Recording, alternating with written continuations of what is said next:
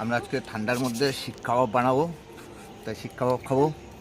তা এখন আমরা যাচ্ছি মাংসের দোকানে, মাংসগুলো রেডি করব, করে নিয়ে আসছি, তোমাদেরকে পুরো প্রসেসিং দেখাবো কীভাবে শিক কাবাব করে। তো চলো, ভালো লাগলে লাইক সাবস্ক্রাইব।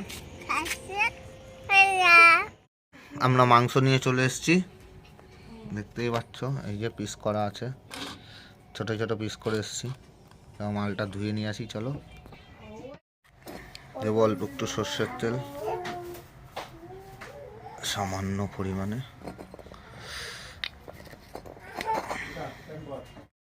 আমরা এখন এর মধ্যে দেবো একটু মশলা দিয়েছি, এটা কি ম্যাগি মশলা।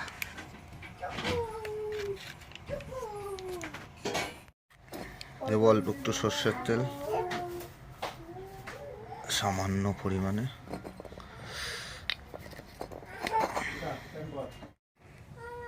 দিয়েছি একটু হলুদের গুঁড়ো, একটু নুন।